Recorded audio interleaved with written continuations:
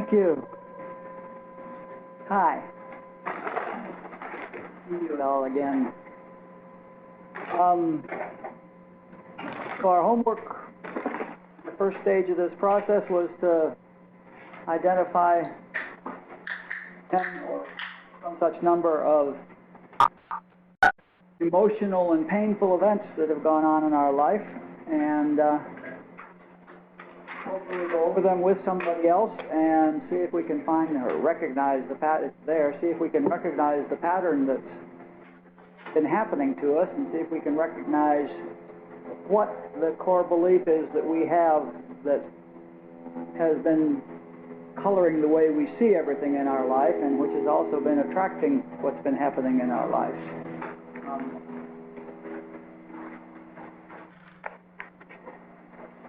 So fast. So,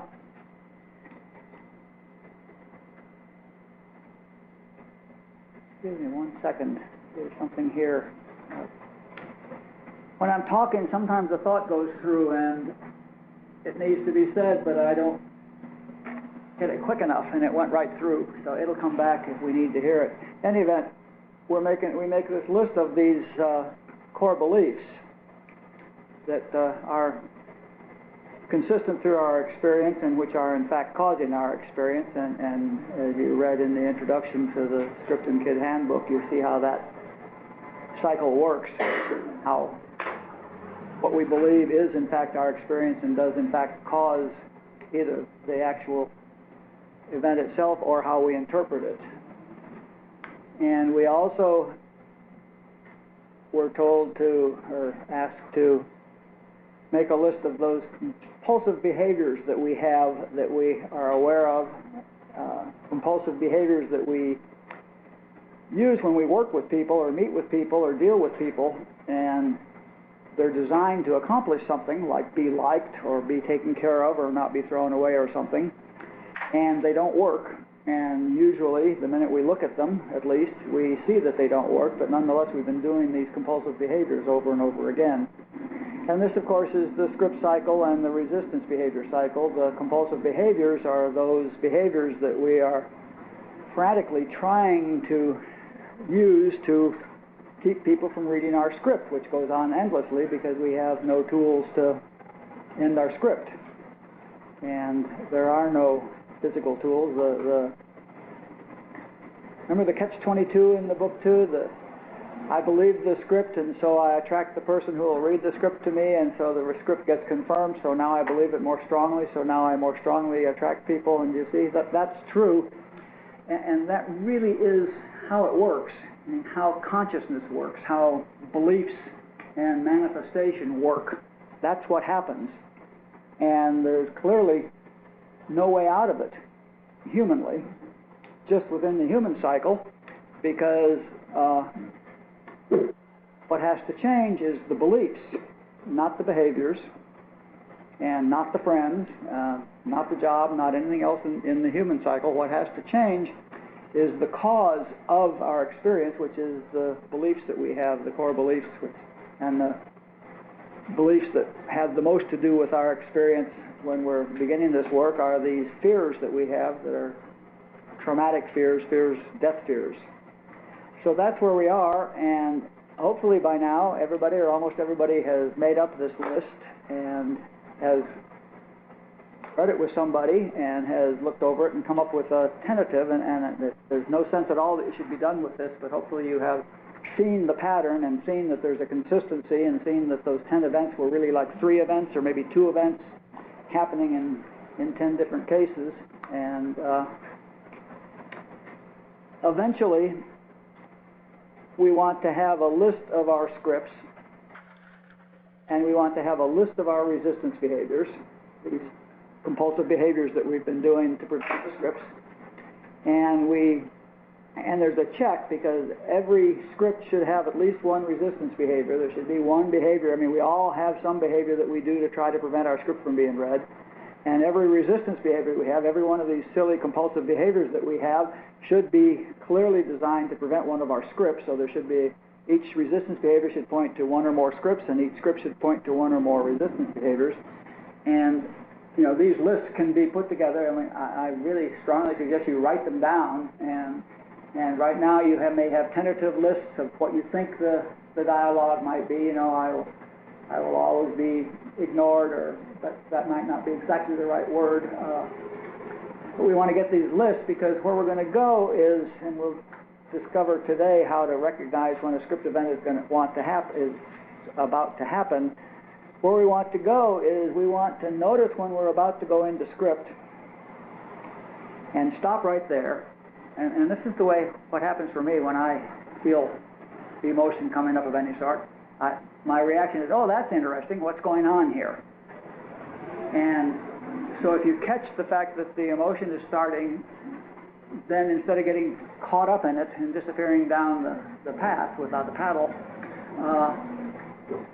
it's better if you say, well, that's interesting. What's going on here? And then if you can whip out your script list, what's going on here is on the script list.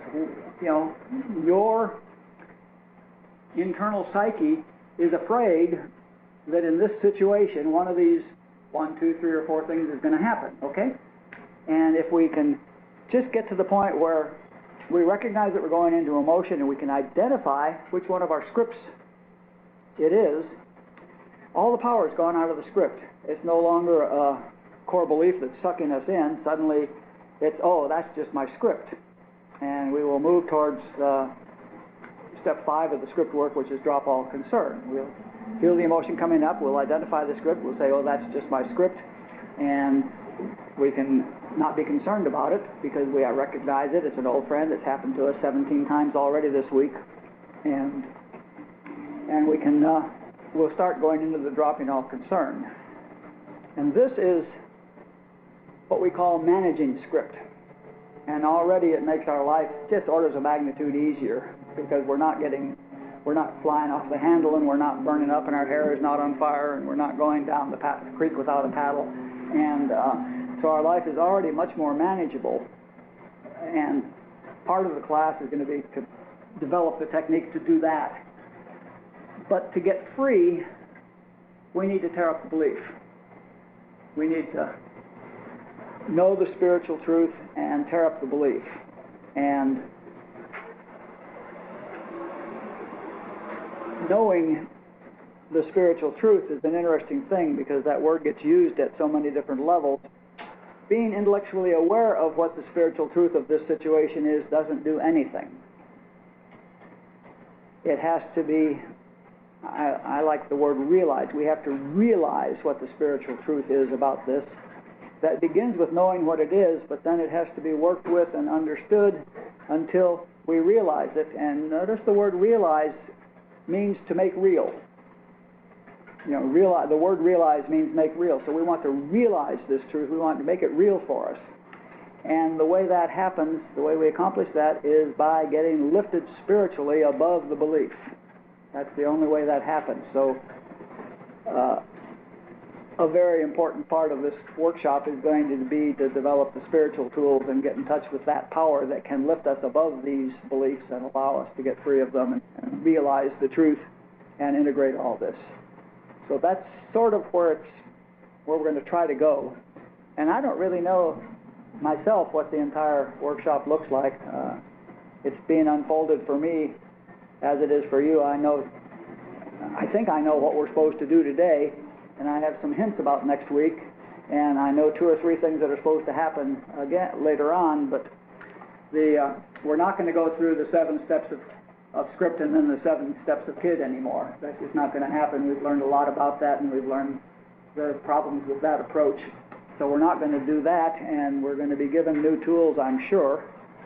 And I expect the class is going to expand beyond the careful boundaries of script events into other sources of emotion, which certainly exist. And we'll just see where it goes. It's going to be fun. So for the first hour today, let's find out how we're doing on getting our script lists going and our resistance behavior lists. If any of you have questions that you want to ask now, want clarity on it, let's do question and answer right now. And if not, then I think we'll just, or when that's been handled, then I think we'll just start down the list of names and let everybody share a little bit about what their experience was. So, are there any questions or problems, or does anybody want help with it, or what can I do for you to help you complete that process or bring that process to this stage? How can we help you?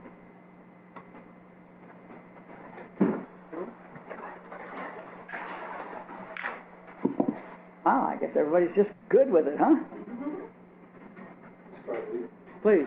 Oh, and by the way, we have some new microphones now to help the people that are on the conference call. So if you people on the conference call can't hear somebody sharing, speak up and say so, and we'll just hand them the mic. We have wireless mics that we can pass around. So let us know if you can't hear. There's no reason anymore why we shouldn't be able to hear clearly. Please, Keith, go ahead. Okay, I'm Keith. One of the things that just jumped out at me when listening to you, thought, I don't know if it's a script or not, I think it is, to work out a feeling of hopelessness. And when you're saying, I know we're kind of down the road, but we start to realize that, oh, that's just script. And I forget the word you used, so let me just stop that now. Mm-hmm. I've tried to stop many of my behaviors because I've seen them for many years. Mm-hmm. And let's just stop hasn't worked. So another one might. My script is not trusting. So trusting the process here. What you're saying is actually going to be. I'm just going to. I guess I'm just putting it out there. There's my script twofold, and I'm really excited to see. It's like, okay, show me. I'm not great. saying it to you, but no, this is this process. Absolutely, that's good. Yeah, and see that we do that. Okay. You know, if we could have stopped this cycle by ourselves humanly, we would have done it lifetimes ago, let alone years ago. I mean, first of all, another sort of catch-22 is the resistance behaviors are designed to prevent the scripts. The scripts have gone on forever, and we're traumatized, we're scared to death they're going to kill us. And so we have these resistance behaviors that are designed to prevent the script from happening, okay? Now, unfortunately, doing the resistance behavior reinforces the belief in the script, okay? So we have to stop the resistance behaviors. Unfortunately, stopping the resistance behavior throws the kid into script, throws us into script. We get into a panic behind that. You know, we just don't dare do that. We've been too deeply traumatized or whatever, and we just can't do it. So this can't happen on a human level. And the way out of it is through discovering the truth about this. Now, one thing that will help it greatly is if we get real clarity on it. If you really, not if, when you really see what your script is, and when you really see, I mean to the core, realize,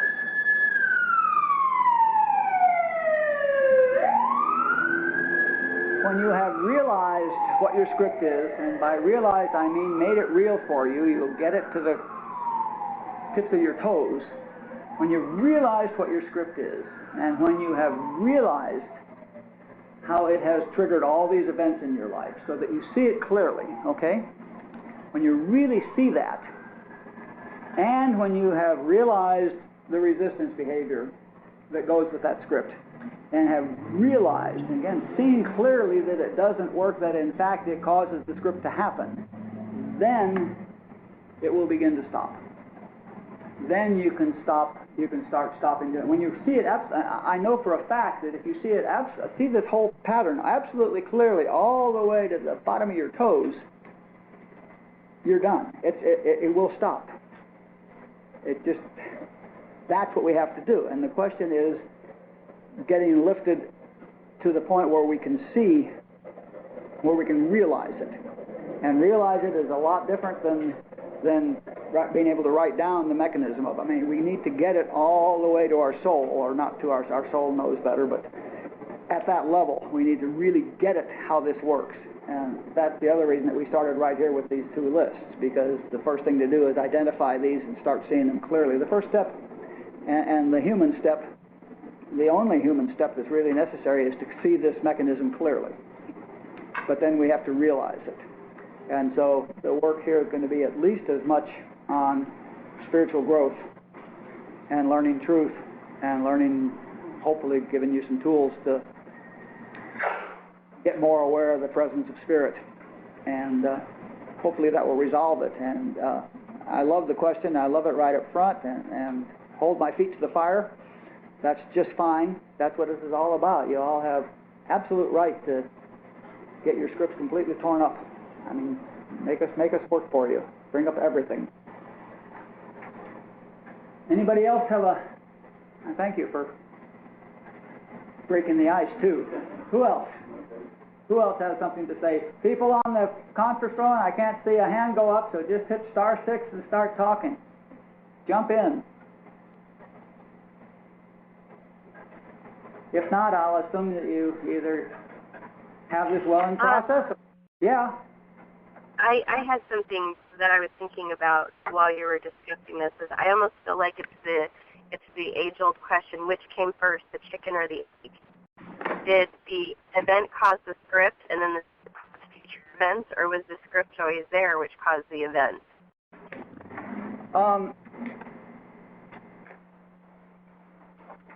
So to speak, originally the story is some lifetimes ago an event happened that resulted in our death. And being absolutely spiritually immature, we were unable to recognize that as a incident. We thought it was a pattern, and we became afraid that it would happen again. And right there, mine was I'll never be accepted. So at some time and in some tribe somewhere perhaps, I was not accepted, and so I was left behind, and I died because I couldn't make it on my own. So I come into the next lifetime afraid that I won't be accepted again. And already now I'm causing it. I'm already starting to have to bring up my resistance behaviors, which are unacceptable behaviors, it turns out, and stuff like that. So originally there was an event, and once that had happened, once the catch-22 is going, then they're mutually self-supporting. And there is no chicken and no egg. Chickens cause eggs and eggs cause chickens.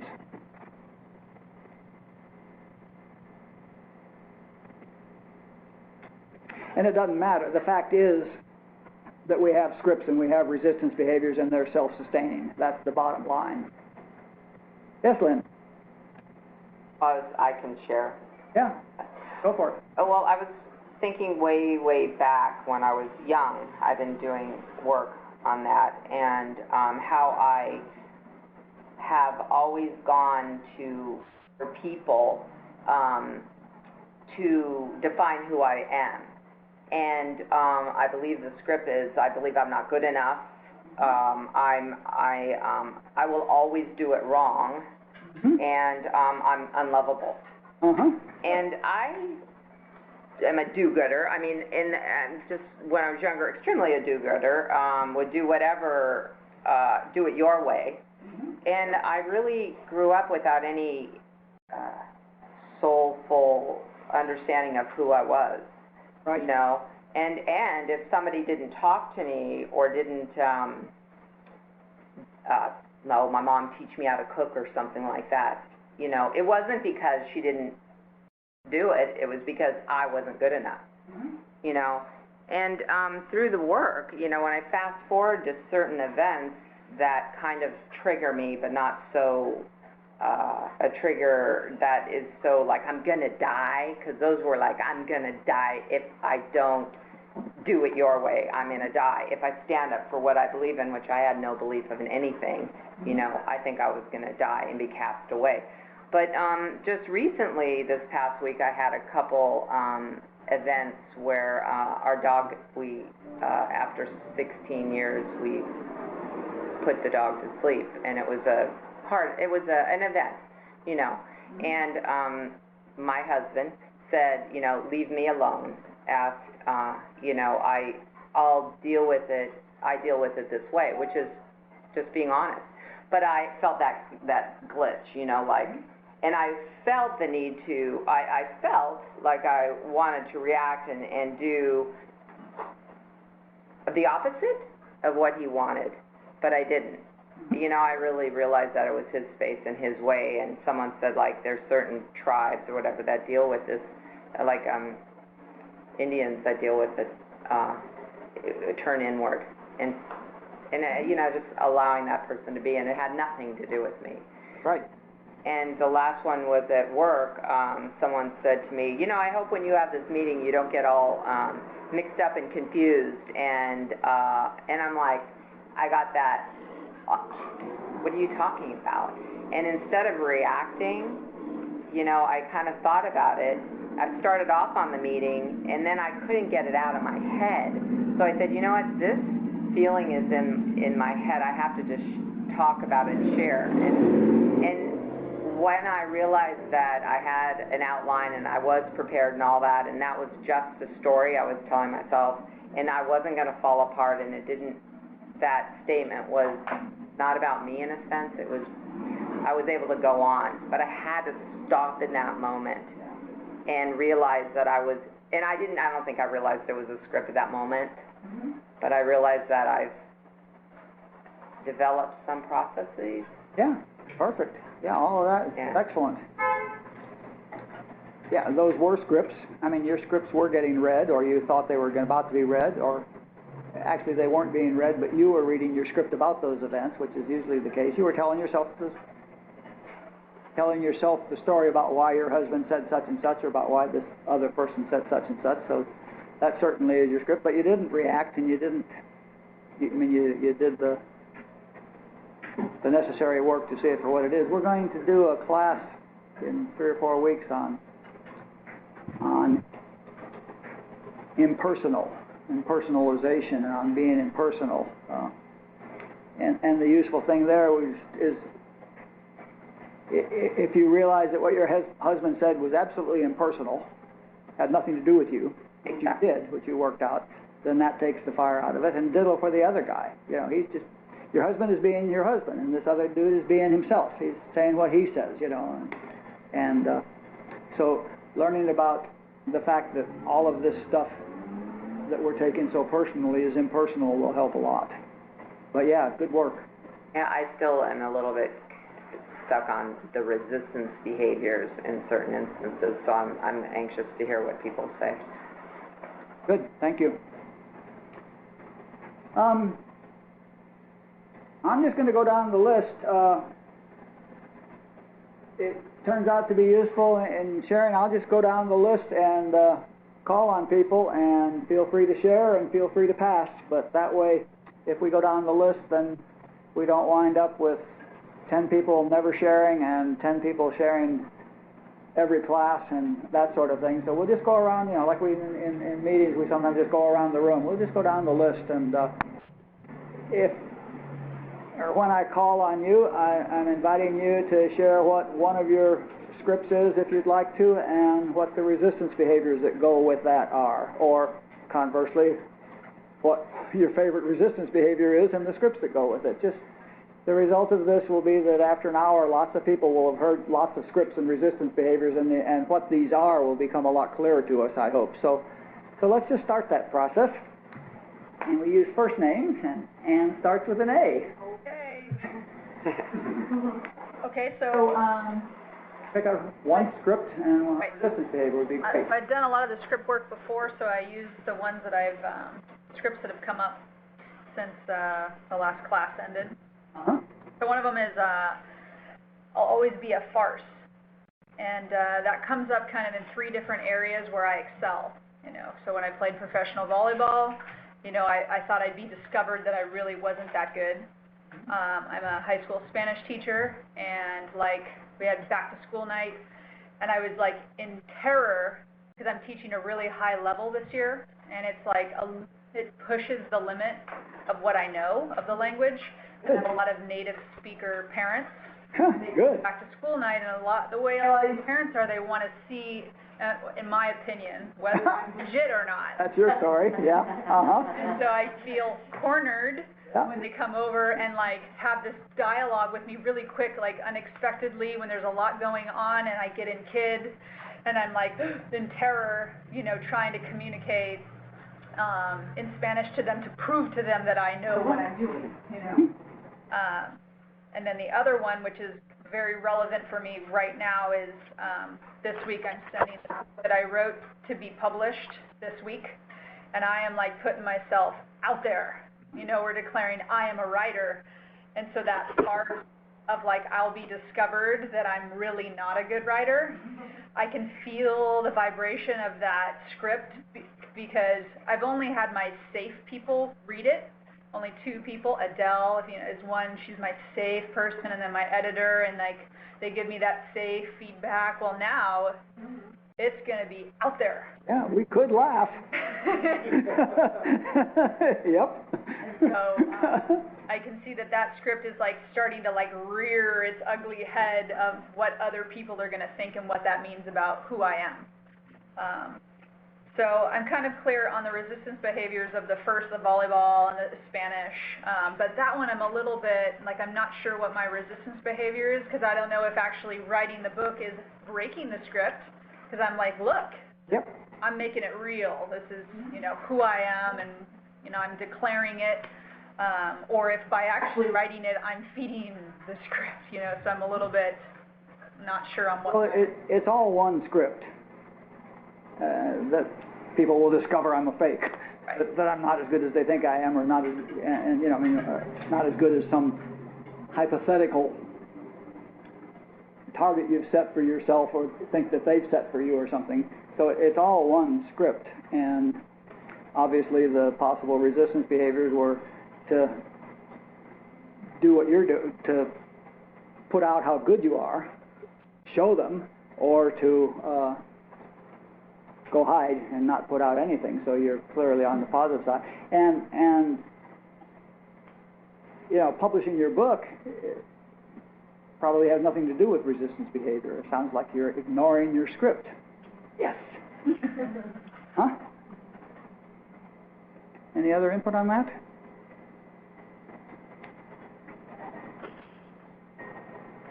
That's what I would say to the ignoring the script.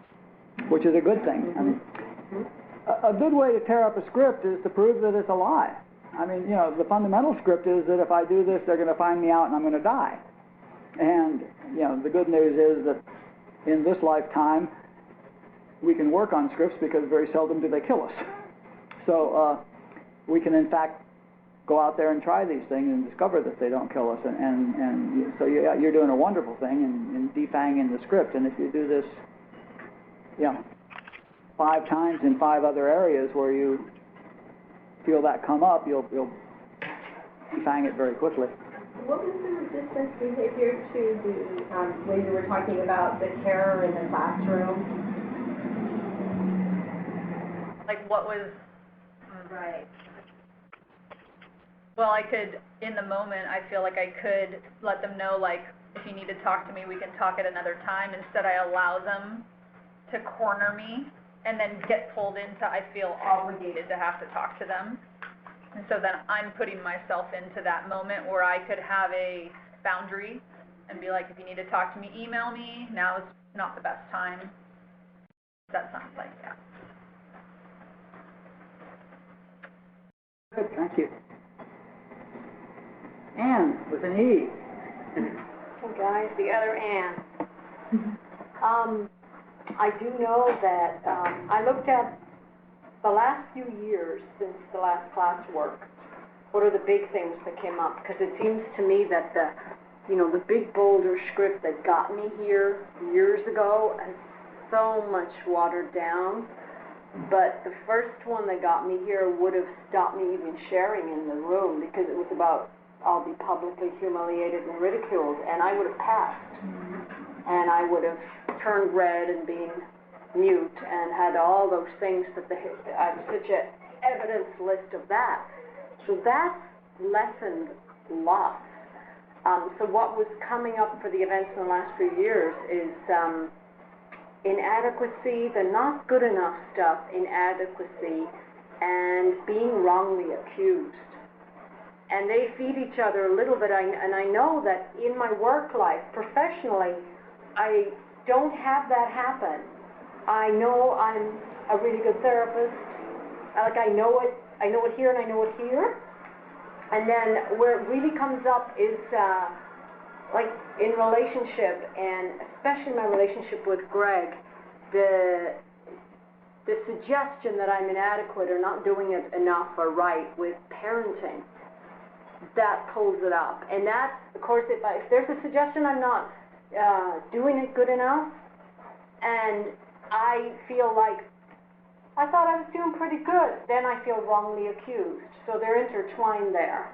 And I can watch myself when I feel a need to, I need to explain, but hold on a minute, and I need to follow him in the other room to let him understand a little bit clearly that I am fine and I didn't do whatever. I know that's my kid wanting to myself, and I know I can't always go inside and do the homework and the reassurance and know it here. And when I go out there, I'm just like, I'm delivering myself on a chopping block. So that came up, being wrongly accused.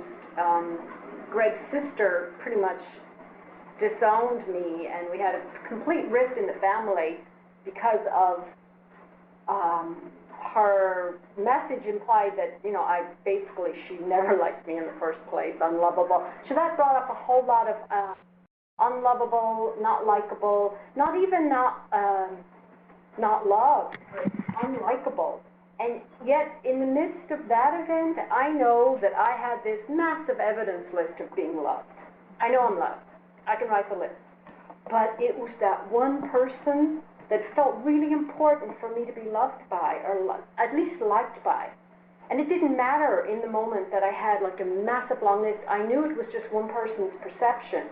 I felt like I was managing my script as I went through it. I was doing the steps of reassuring my kid.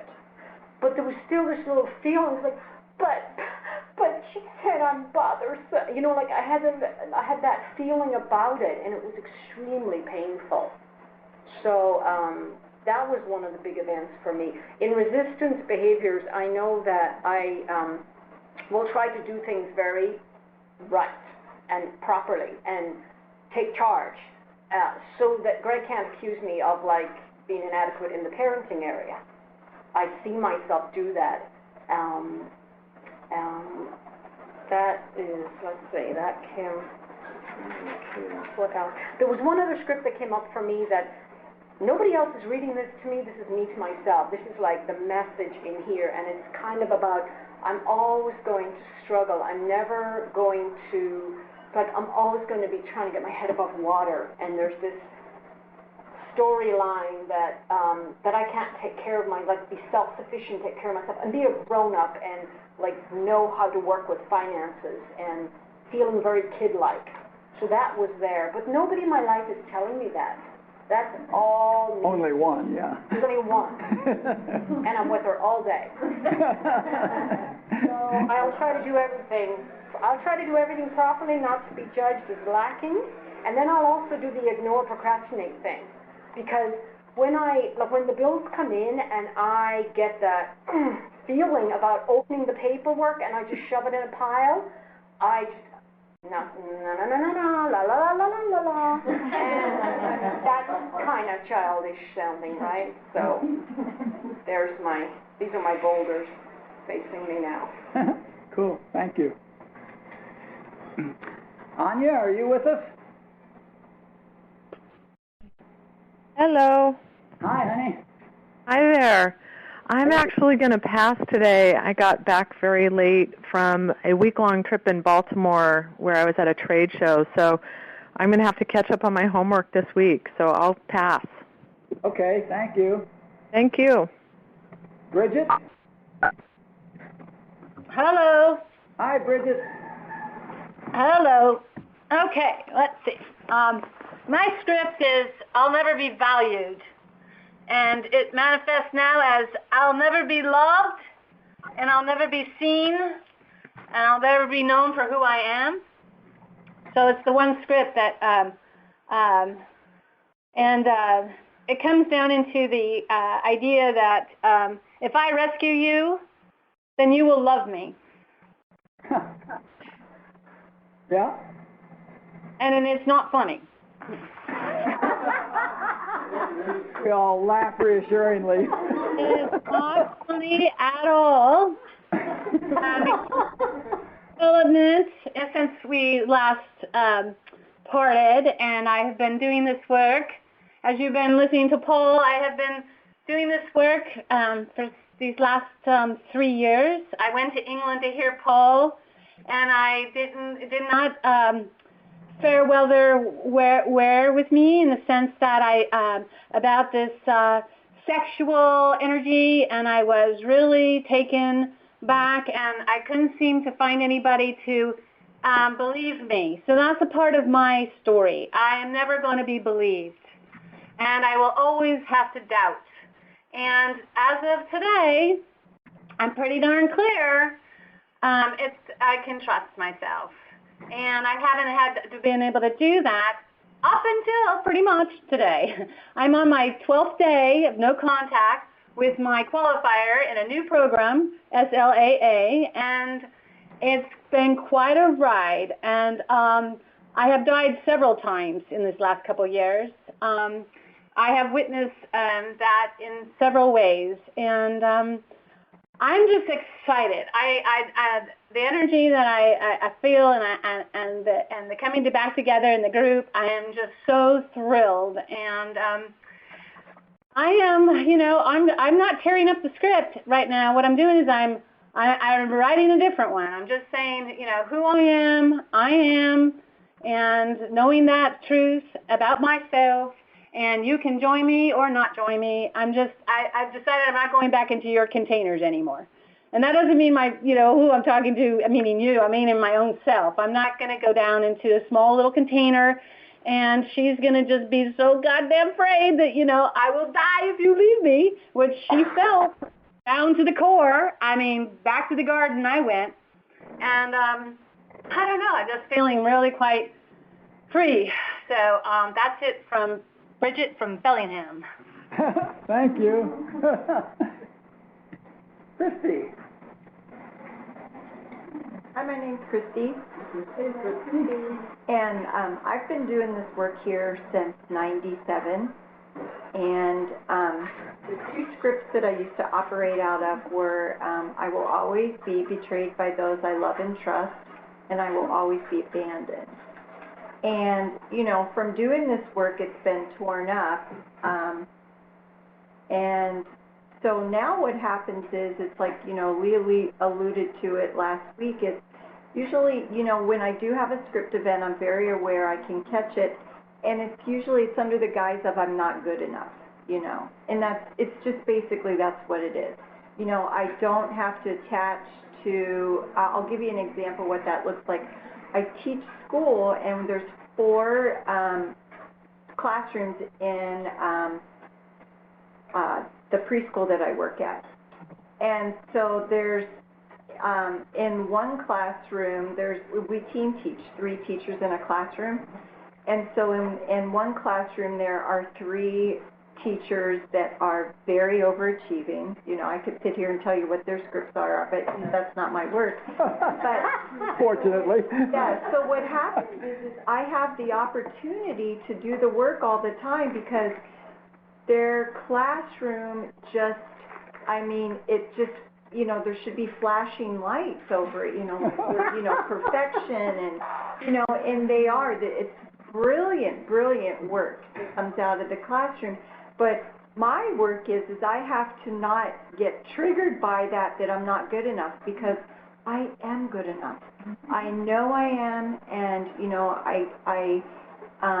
my contrary examples are, are endless. You could talk to any of the things.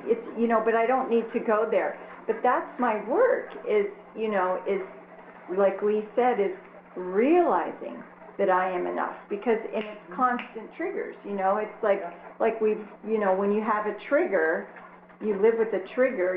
It's no longer my husband, but it is the workplace, because it is a place where, there's that opportunity of being measured they're good, you know, better or whatever, and, you know. Excelling. Yes, I mean, excelling, you know, it's beyond excel.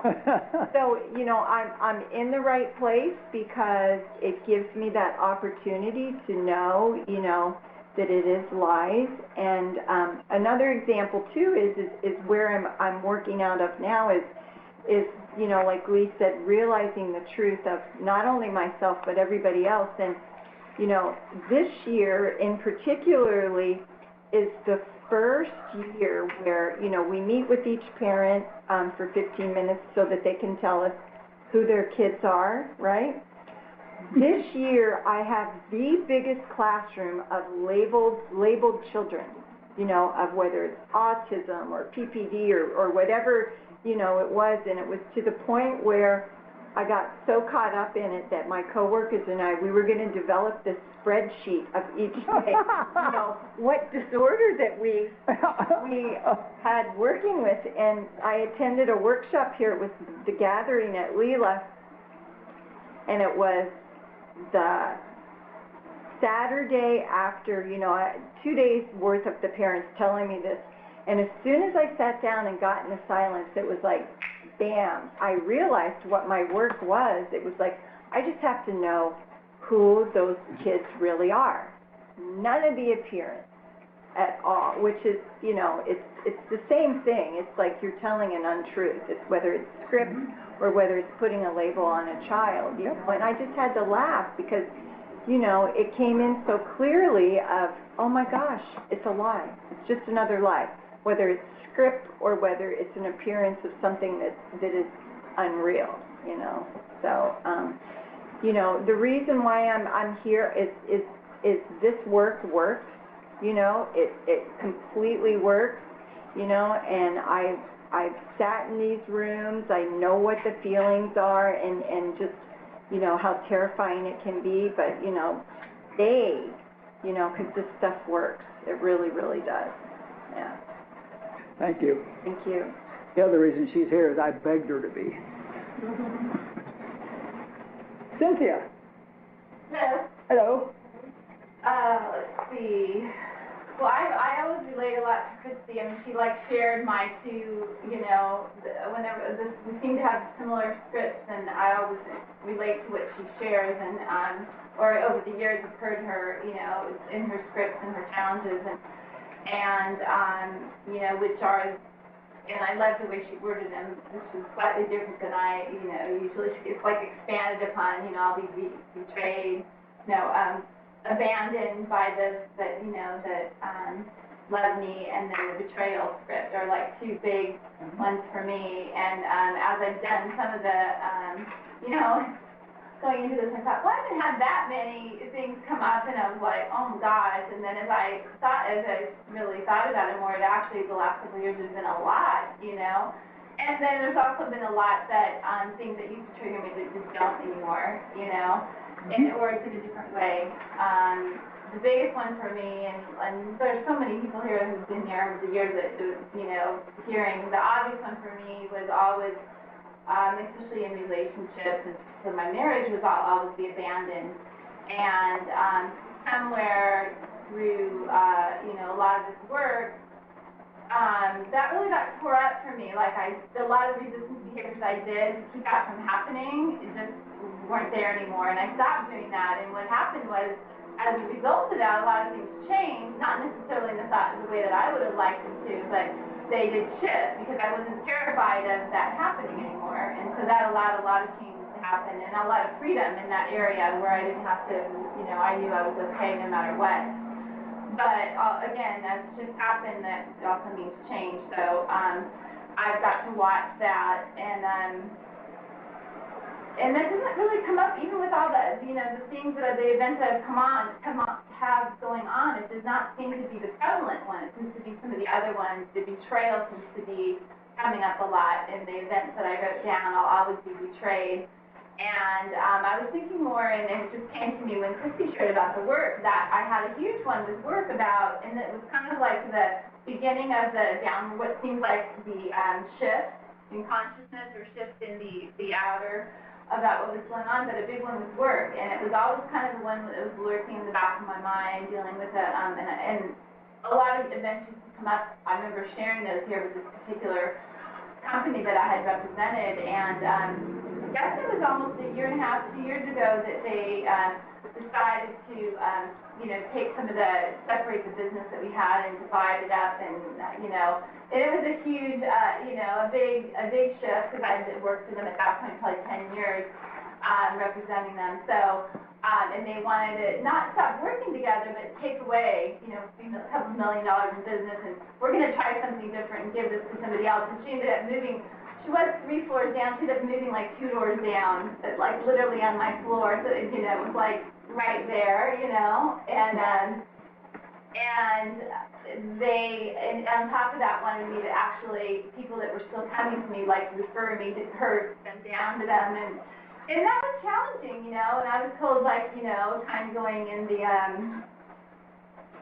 trying to be gracious and to come from a place of oneness of, like, nobody's taking anything away, but I struggled with that, getting to that place of feeling that way, because looking back, it was script was there, I'll be betrayed, I'm not good enough was what came out of that, along with all the financial stuff, fears and stuff, so that's just been, and it's kind of, like you said, it's been a interesting ride since then with that, and but I definitely was in kids when I remember the event when they finally, because they went back and forth for a while, well, maybe we won't, maybe we will, and I remember when they finally sat down and talked to me, and the first couple of meetings I felt professional, but I actually, like, got in the kid and I cried, or started to cry, or that the glitch, the feeling, and I just, at that point, I don't know if I recognized it, wasn't really thinking in terms of script or whatever, probably didn't recognize it too much. So that's probably been a big one, and it turns out that it didn't work out, and they ended up giving it all back to me, and now I'm like trying to put it back to, see what I can to put it back together. So a year later, that's kind of the outcome of the whole thing, so it's kind of gone full circle.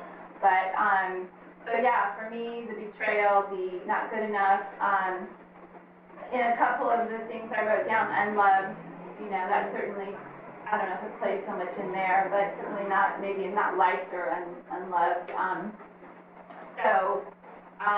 And the resistance behaviors, for me, with that, is trying to prove that I'm good enough by, doing more, acting superior, always works. arrogant, that kind of thing. It was hard. I got to watch myself in the situation with, this other person, and trying to not just, practice these principles and not to be in script about it. And it was definitely challenging to do the, and we haven't gotten to that point, but where we do the opposite of our resistance behavior. So the resistance might have been to ignore somebody because I was pissed, or felt betrayed and ignore them, or and do the opposite, basically still try to be kind, to be gracious, all those things, the opposite of what I wanted to do in the resistance behaviors. That's what I got to practice, and did some, but not perfectly. So, cool, that's it. Good, thank you. Debbie, are you on the phone somewhere?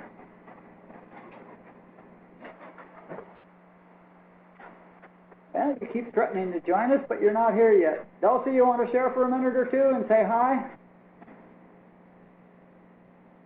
Hi, this is Dulcie. Thanks. Reception's much better this week, and good. I can hear real good. Yeah. So, I did the work, and I read the reading, and I'm really uncomfortable. really, because I have a script that. Can you guys hear me? Yeah. Yes. Okay.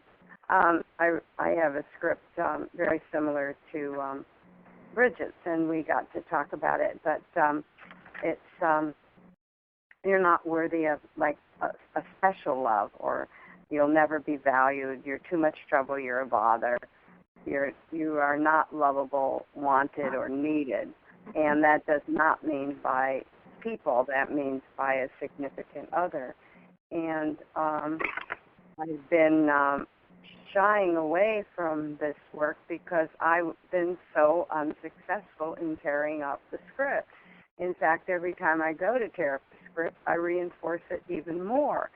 So it's these tentacles that I've not been able to tear up, even though I look right at all the lists of the lie and to prove that it's a lie.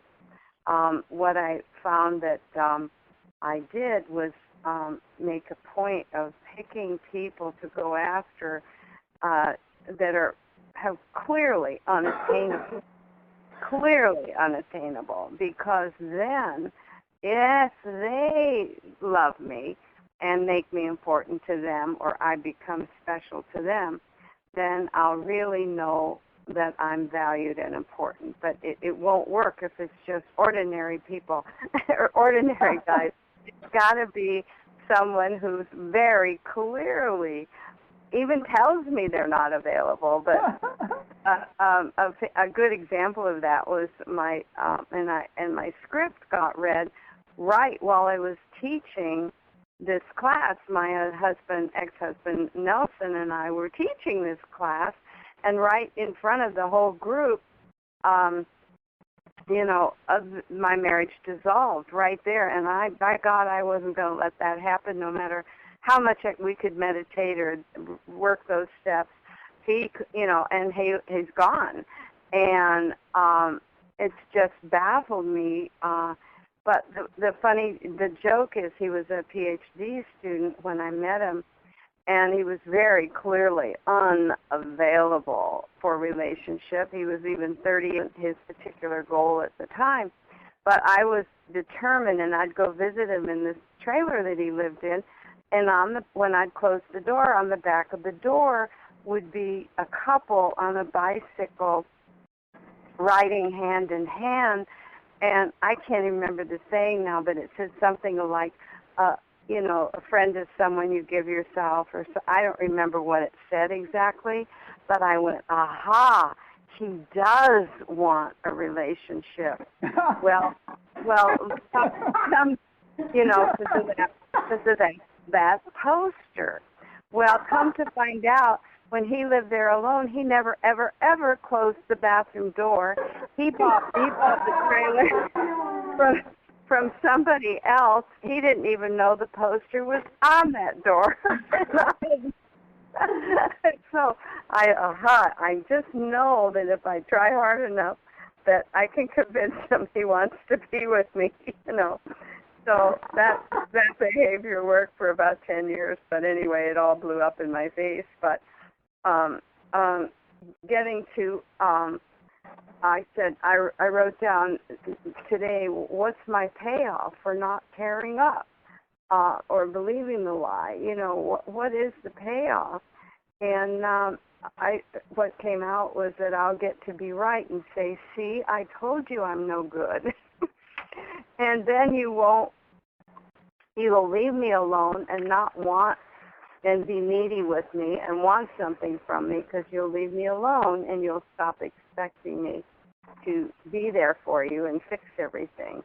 So somehow all of that is connected, and in the meantime, I do my best to take my time and give it to me and not, always be there. But when you're in a 12-step program and then in a spiritual work such as this, people are going to call you and they want your time, and it's just all, I think it's just intertwined terribly, and I didn't want to talk about it. I was very uncomfortable. I want to tear it up, and there's no but. I mean, I want to tear it up, and there's this thing that if I haven't done it by now, I mean, I went to Barbara. I was sat with Barbara for 3 or 4 years, and Sherry and we had the script group for years before we came down there, about 3 years, and I just seem to have not been successful in in tearing this damn thing up. In fact, now I've been alone for 14 years. And see, nobody loves me, nobody wants me, I'm not special, all I'm good for is service, service, service to other people. But there's nobody that says, you know, I want you to be in my life, and blah, blah, blah, blah. You get the idea. So all I can do is put it out there and see where any of this takes me. And I did do the work last night over the phone with reading all of the. I did the 10 things. I did the 4 things, and found the script that you'll just of course underneath is you'll never be good enough, but the valued part and you're so my resistance behavior to you'll be too much trouble and you'll always be thrown away is to not be any trouble at all and to be completely independent, self-sufficient, blah, blah, blah, so that I'm not of any trouble to anybody. And I look around at women who are a lot of bother and a lot of trouble to the men, and I go, why are they enjoying this? I don't get it, And because can't anybody see that I'm not any trouble or any and I mean, the joke about being high maintenance. I'm high maintenance, but I'm high maintenance to myself mostly. And it's like, how can they put up with all that, that they put up with? And well, anyway, I don't want to repeat myself. So that's my BS. Okay, thank you. Thank you. All right, let's take a 10-minute break in just 10. And there's water on the table and in the refrigerator, and there's a bathroom at the end of the kitchen, and there's a bathroom here in the hall, and we'll be back in 10 minutes.